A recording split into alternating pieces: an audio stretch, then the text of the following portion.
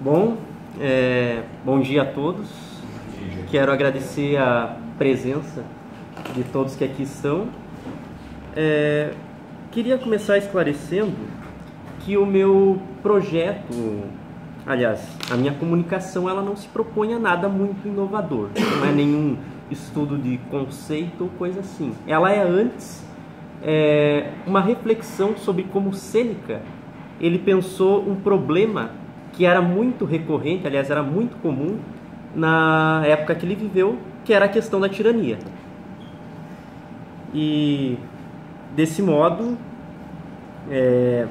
vou fazer uma leitura, vou buscar ser o menos chato possível, vou fazer algumas interrupções quando forem necessárias para dar algumas explicações, e no final daí eu abro para perguntas, observações, como vocês quiserem. Obrigado. Então, lá vai. Sêneca sobre a tirania. Lúcio Ânio Sêneca, ou simplesmente Sêneca, foi certamente um dos maiores intelectuais que o mundo já teve. Suas sábias palavras ecoam pelos mais diversos cantos até hoje. Ele está firme e forte nas livrarias, frases suas estão presentes nas mais diversas redes sociais, além de o mesmo ser ainda a fonte de muitas pesquisas, teses e conversas no meio acadêmico, tal como ora nós fazemos. Isso se deve, em parte, à temporalidade de seu pensamento. Reflexões suas feitas há milhares de anos atrás permitem-nos facilmente pensar a atualidade, bem como problemas e questões dessa mesma atualidade. E como nada é mais atual do que política e assuntos concernentes a esta, proponho-me a trazer aqui o pensamento político de Sêneca, principalmente no que diz respeito à tirania, algo muito presente no conturbado Império Romano no qual Sêneca viveu. Sêneca pertenceu à terceira fase do estoicismo, também conhecida como neo-estoicismo ou estoicismo latino, já que as duas anteriores haviam se dado na Grécia. Essa terceira fase se destaca por ter sido fortemente ligada ao poder. Basta que vejamos seus três principais representantes para nos darmos conta disso. Sêneca foi senador e preceptor do imperador Nero, vindo posteriormente a se tornar conselheiro deste. Epiteto, um escravo liberto, embora não pudesse participar diretamente da política, era conselheiro de diversos membros da elite. E Marco Aurélio foi nada mais, nada menos do que imperador. Sabendo-se dessa ligação do estoicismo com o poder na terceira fase, outro ponto chama a nossa atenção. Até aquele momento, o estoicismo não tinha uma teoria política constituída. É, pois, somente nesse terceiro momento que vemos a filosofia estoica, sobretudo a sua ética, sendo levada para o âmbito da vida pública a fim de discutir questões como que qualidades deve possuir um governante, como deveria ser a sociedade, o que um governo precisa para ser bom, etc. Aqui eu abro um espaço para um comentário. Eu nunca me ative muito às duas primeiras fases do estoicismo. Eu sempre foquei mais na terceira fase, o chamado estoicismo imperial. Mas, pelo que eu pude perceber, as duas primeiras fases elas dizem mais respeito a modo de vida. Nós temos ali os três principais pontos: física, lógica e ética. A física ela vai tecer uma explicação sobre o mundo, como as coisas operam. A lógica sobre como nós podemos conhecer nesse mundo, vai traçar ali inclusive uma teoria do destino, das causas, de que nada ocorre sem razão de o ser. E a física e a lógica elas irão desembocar numa ética que vai traçar como o indivíduo ele deve viver na sociedade, o melhor modo de vida que ele deve levar. Na terceira fase, a gente vê essa ética que advém da física e da lógica ser levada para o âmbito da vida pública, para pensar questões como essas que eu coloquei aqui. Que qualidades um governante deve possuir, que virtudes ele precisa possuir, que paixões ele precisa evitar, como a sociedade ela deve operar, enfim, questões de cunho mais político, de cunho mais social. Voltando. No que concerne a Sêneca, seu pensamento político, se assim podemos dizer, principalmente aquele que diz respeito à tirania, está intrinsecamente ligado às suas vivências. Para entender essa afirmação que ora faço, convém explanar brevemente alguns detalhes biográficos e históricos. Sêneca nasceu em 4 a.C. e morreu em 65 d.C. Seus 68 anos de vida desenrolaram-se sob 4 sucessivos imperadores: Tibério, Calígula, Cláudio e Nero. Inclusive, quando vocês acharem que a gente está ruim com esse presidente palhaço metido a tirano, lembrem-se do Sêneca que vocês vão ficar mais tranquilos, eu tenho certeza. Pois bem, o segundo, Calígula, foi e é sinônimo de loucura até hoje. O quarto, Nero, foi um dos maiores megalomaníacos que o mundo já conheceu. E todos, sem exceção, como nos informa Paul Veyne em Sêneca e o Estoicismo, terminaram por sucumbir à psicose de expurgar o Senado por meio de assassinatos judiciários. Apenas esclarecendo aqui que ser senador, no período do Império Romano, não era uma posição muito confortável de se ocupar, pelo menos ao meu ver. Aquela frase que hoje comumente a gente tem, viva cada dia como se fosse o último, para um senador era mesmo, entendeu? É literal. Eu, se fosse senador no Império Romano, eu não dormiria tranquilo. Porque um senador, se ele olhasse de canto para o imperador, ou ele estivesse ali em conluios, em conversas com seus parceiros, e o imperador visse naquilo ali uma conspiração, era morte na certa. A despeito do regime imperial ainda, Veyne nos diz que, abre aspas, o regime imperial não era de maneira nenhuma liberal. Não era sequer um Estado de direito, a despeito do direito romano. Era um despotismo inseguro de sua própria legitimidade. O papel de César era de uma ambiguidade capaz de enlouquecer o detentor desse título. Se por um lado o cargo de senador ali no Império Romano não era muito confortável de se ocupar, presumo que o de imperador também não era, porque você chegava num cargo de tamanho poder que você ficava ali meio paranoico. Você imaginava, todo mundo quer me matar, quer o meu cargo, quer isso, quer aquilo. Você acabava ficando um tanto quanto ensandecido, né? Então, foi nesse contexto que se deu a vida de Sêneca. Foi nesse contexto que se deu a vida política de Sêneca. Sobre esta última, ela começa efetivamente quando ele tomou parte como conselheiro na corte do imperador Calígula. Com a morte desse, em 41 d.C., quem se tornou imperador foi Cláudio. E já no seu primeiro ano de governo, Sêneca sofreu o primeiro efeito direto da tirania sobre si. Ele foi acusado por Messalina, esposa de Cláudio, de adultério com uma princesa. Essa princesa era Júlia Livilla. E apenas abrindo um parênteses aqui para explicar a razão disso, desse possível adultério do Sêneca com a princesa, qual que eu vi duas versões e eu acredito que essas duas versões elas casam muito bem. A Messalina ela queria se livrar da Júlia Livilla. E o Sêneca nessa mesma época ele estava adquirindo uma importância muito grande ali nos círculos do poder. Ele estava alcançando uma posição assim que poderia deixar o imperador, como posso dizer, incomodado. Então, o que eu presumo que tenha acontecido? Foi feita uma trama para se livrarem dos dois. Vamos fazer uma trama de adultério aqui, a gente se livra dos dois. Porque nessas duas versões que eu vi, tem-se isso separado. Tem-se que a Messalina planejou contra a irmã do Calígula ali e tal, e a outra versão que eu vi diz que foi por conta do Sêneca, que estava adquirindo uma alta importância no poder. Essas versões elas casam muito bem. É como se vamos nos livrar dos dois. Então, só para esclarecer esse pequeno detalhe aí. Sêneca ele é condenado por Cláudio. Porém, sua pena de morte foi comutada em uma sentença de exílio. Ele vai então para a Córcega, uma ilha semibárbara, onde irá se dedicar à atividade intelectual por 8 longos anos, até que, em 49 d.C., Agripina, a nova esposa de Cláudio, o chamou para ser tutor de seu filho, aquele que viria a ser mais tarde o imperador Nero. Em 50 d.C., Sêneca recebeu o cargo de pretor. Em 54 d.C., Cláudio morreu e Nero tornou-se imperador, governando nesse primeiro momento sob a orientação daquele que fora seu tutor, ou seja, Sêneca. É com o início do governo de Nero que duas de suas principais obras onde ele aborda a questão da tirania vieram a surgir. Elas são, respectivamente, a sátira intitulada A Apocoloquintose do Divino Cláudio. Apocoloquintose, para quem não sabe, quer dizer, numa tradução mais ou menos livre, a transformação em abóbora do Divino Cláudio, o que eu pude apurar. E o seu tratado sobre a clemência.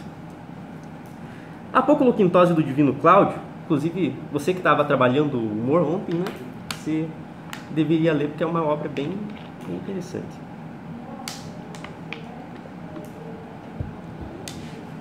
A Apocoloquintose do Divino Cláudio, a única sátira que Sêneca escreveu, é uma espécie de vingança do filósofo para com aquele que o mandara para o exílio. Nesta curta obra, é narrada de maneira bem humorada a morte de Cláudio, sua ascensão aos céus, bem como sua posterior rejeição por parte dos deuses. Sêneca não poupa de ironia para falar de Cláudio, bem como dos vícios do mesmo. Cito um trecho. Abre aspas. Suas últimas palavras, ouvidas entre os homens, que deixou escapar por aquela parte pela qual falava com mais facilidade, foram: ai de mim, acho que me caguei.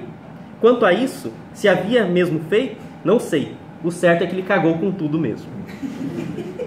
Já nesta mesma obra, Sêneca deixa em evidência suas esperanças para com Nero, no sentido de que esse seria o imperador que limparia a sujeira deixada pelos anteriores, de que seria um governante moderado, justo e virtuoso, como nos indica o seguinte trecho. Abre aspas. Então Laquesis, que era uma das moiras, que se havia interessado pelo formosíssimo homem, faz Nero com as mãos cheias e dá a ele, por conta própria, muitos anos. Para Cláudio, porém, todos gritam, que alegre, rápido o levem de casa. Fecha aspas. Quem grita ali, no caso, são os deuses, né? Estão vendo a situação de Cláudio lá. A sátira termina com Cláudio sendo rejeitado pelos deuses. Expulso da morada divina, desce para o mundo dos mortos, onde encontra alguns daqueles que em vida mandou matar ou fora cruel. Como que numa espécie de julgamento, recebe o castigo eterno merecido. Se na Apocoloquintose do divino Cláudio, Sêneca aponta os vícios e erros de um tirano, no Tratado sobre a Clemência ele irá dar conselhos para que o indivíduo não se torne um tirano.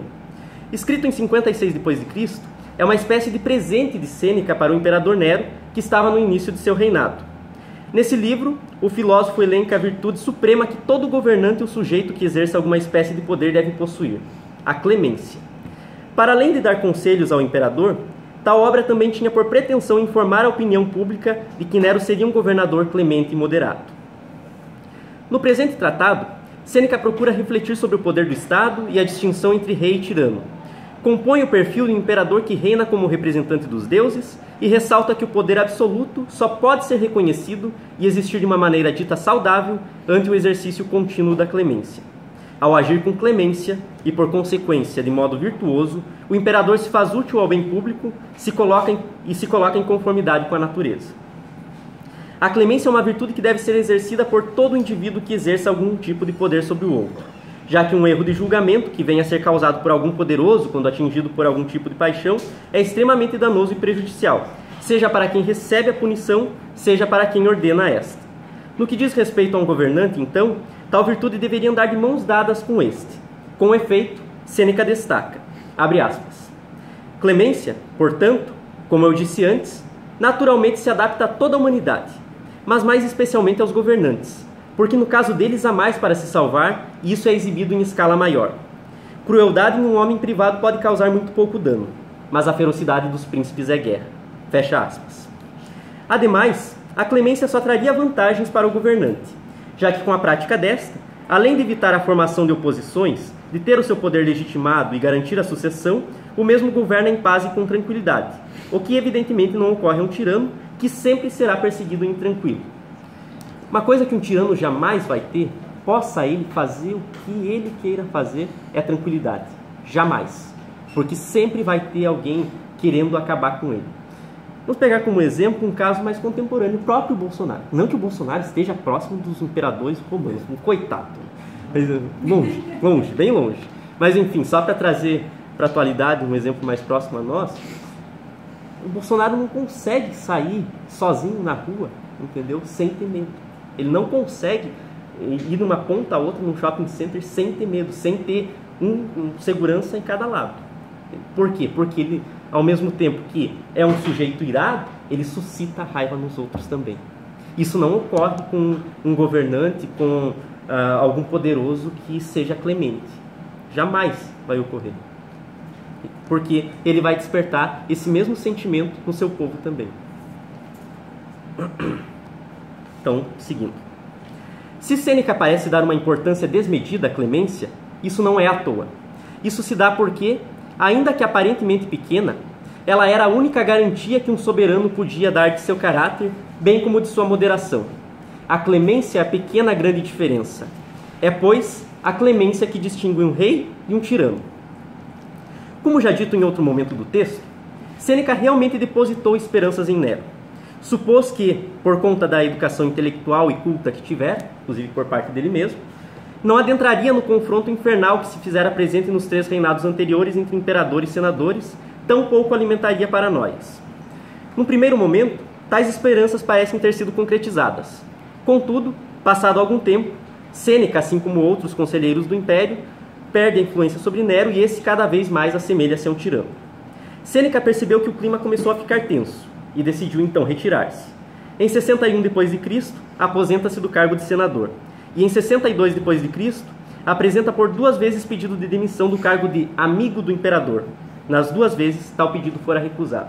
O cargo de amigo do imperador era uma espécie de conselheiro do imperador, que sempre que fosse solicitado teria que estar presente, etc.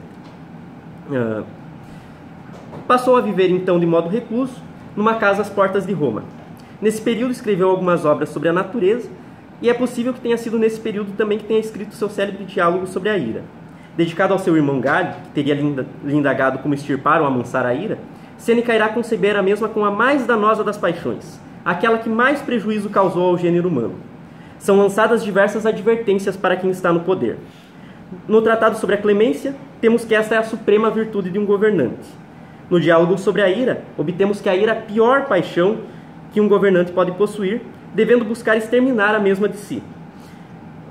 Um bom soberano nunca deve optar pela ira e pelo castigo de início, devendo prezar sempre pela temperança e por medidas brandas, a fim de gerar em seus cidadãos apreço pelas virtudes e rejeição pelas paixões, devendo recorrer a castigos extremos somente em casos extremos, e ainda assim com o intuito de que isso sirva como um exemplo para o povo. Em abril de 65 d.C., a conspiração de Pisão para derrubar o imperador Nero é descoberta. Sêneca sofrerá a segunda consequência direta da tirania sobre si, desta vez fatal.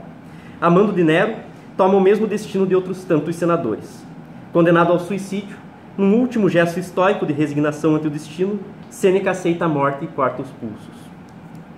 Ao longo do tempo, muitos estudiosos, aspas nesses estudiosos, quando falavam de Sêneca e de sua questão política, erroneamente se referiam a ele como neutro, um homem de poucas investidas políticas e até mesmo covarde.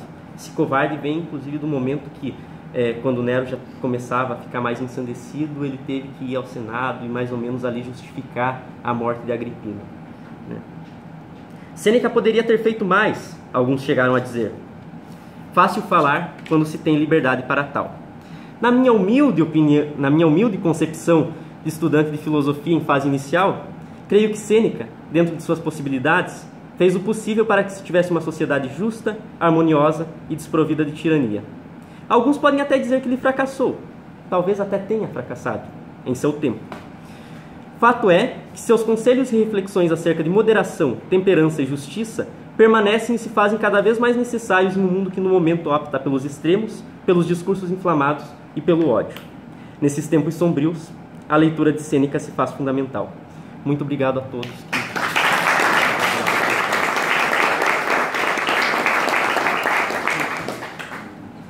Pessoal, fica aberto aos comentários, perguntas, questionamentos, discordâncias. Fica à vontade.